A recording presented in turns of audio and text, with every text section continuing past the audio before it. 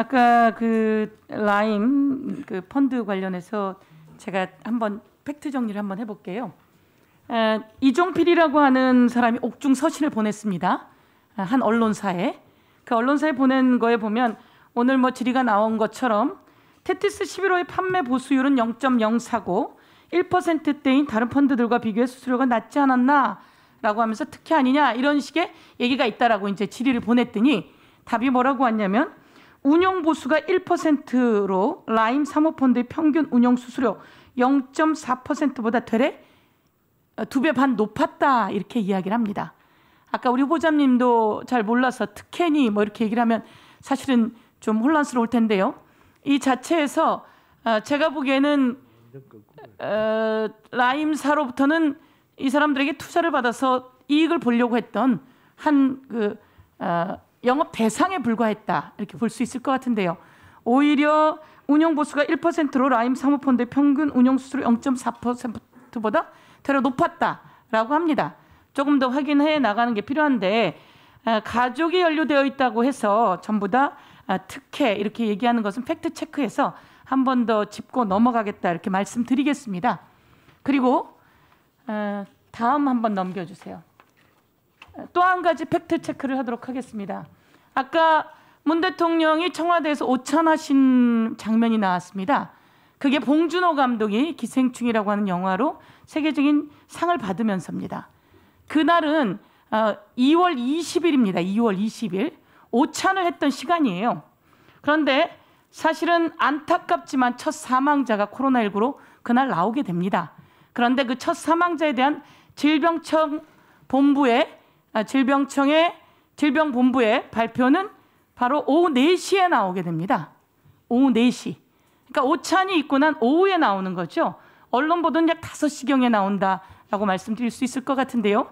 그래서 실제로 문 대통령의 그 사진 관련해서 엮어 나가기도 하지만 그게 전형적인 정치적 공세다 이렇게 말씀드릴 수 있을 것 같아요. 그래서 제가 사실은 한 번은 팩트 체크를 하고 넘어가야 될 것 같아서 이 부분에 대한 팩트 체크는 사실 그동안 언론에 계속 나왔습니다.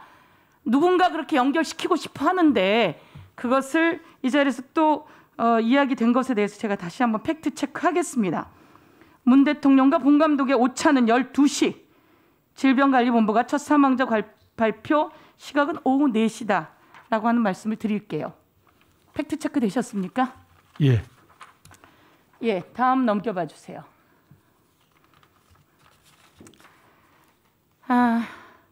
서울 집값 관련해서입니다. 이사 대책이 발표됐습니다. 서울에 30만 호, 전국에 80만 호. 그러면서 실제로 집값이 안정화되고 있었습니다. 맞습니까? 저도 당시 보도 내용을 면밀히 보고 있었는데 4월 9일까지가 저 표에 의하면 0.05로 안정화되어 가고 있었습니다. 그런데 4월 16일 지방선거가 끝나고 오세훈 후보가 재건축에 관한 이야기를 합니다. 그러면서 0.08로 뛰어오르더니 4월 30일엔 급기야 2배로 급등하게 됩니다. 집값은 정말 쉽지 않은 일인데요. 그 다음 거 잠깐 봐주세요. 언론이 이런 얘기를 합니다. 문재인 정부가 하면 집값 폭등. 그런데 오세훈 효과? 이렇게 하고 물음표를 던지죠. 그러면서 재건축 단지 효과가 6억 뛰었다. 이렇게 보도가 나오고요. 오세훈 효과 또 물음표를 던지고 재건축 아파트 값이 2 내지 3억씩 들썩인다. 노원 같은 경우에는 엄청나게 올라갑니다. 그래서 사실은 재건축 부동산 시장에 잘못된 시그널을 보내면 안 되는 겁니다. 그래서 제가 우리 후보자께 부탁을 드리고 싶은 건데요. 자, 저희가 서울시장 선거나 부산시장 선거 끝나면서 이런 이야기가 있습니다. 뭐 때문에 졌을까요? 사람들은 이렇게 이야기합니다.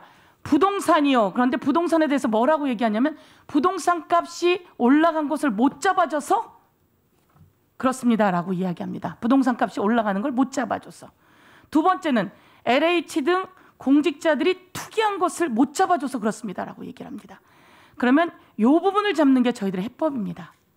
이 부분을 잡으려면 공공이 나서서 반값 아파트를, 질 좋은 아파트를 무주택 실거주자들에게 제공해야 합니다. 그렇죠, 후보자님? 예, 그렇습니다. 예. 예, 그것을 제가 강력히 요청하고 싶은데 그러면 반값 아파트 무주택 실거주자를 요망하는 사람들에게 제공해야 되는데 우리는 공공이 아파트를 지으면 값이 싼가요? 여기서 한 가지 말씀드리겠습니다. 흑석동에서 공공재개발이 이루어지고 있습니다. 공공재개발이 이루어지는데 이 공공재개발이 평당 얼마짜리가 얘기되고 있을까요? 그렇죠. 정확히 모르겠지만 아마 평당 한 3, 4천 이야기 되지 않겠습니까? 그렇죠. 3,600만 원에서 4,400만 원 정도까지 얘기가 됩니다. 그러면 이 공공개발이 주변의 아파트 시세를 더 끌어올리는 거 아니겠습니까? 그렇겠죠. 사실은 이 분양가가 주변의 아파트 시세의 60% 내지 70%라고 합니다. 그런데 우리는 그 정도로 시세를 매겨서는 안 됩니다. 시세를 확실하게 평당 1,000만 원짜리 질 좋은 아파트가 나와야 주변에 땅값과 집값을 내리게 되죠. 그런데 우리는 전부 다 기다리고 있었습니다. 공공재개발을 해서 아파트가 공급되면 청약을 부었다가 기다려서 당첨되어야지. 당첨된과 동시에 입주된과 동시에 주변 아파트가까지 같이 올라갑니다. 이제 우리는 2사 대책 이후에 사람들이 기다리고 있었습니다. 청약 부을 거야. 그리고 기다릴 거야. 그래서 안정화됐는데 또다시 올라가고 있거든요. 근데 여기서 제가 드리고 싶은 말씀, 공공재개발에 반값 아파트를 만드셔야 합니다. 현장을 보셔야 합니다.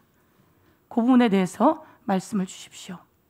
제가 지금 한 몇 가지를 말씀드렸는데요. 예, 팩트 체크했고 그다음에 예, 의원님 좋은 지적을 주셨습니다. 하여튼 현재 이번에 서울시장님이나 부산시장님들이 선거 과정에서 내놓았던 여러 가지들 중에서 저희들이 그동안 생각하지 못했던 그런 어떤 아이디어들도 있었는데요.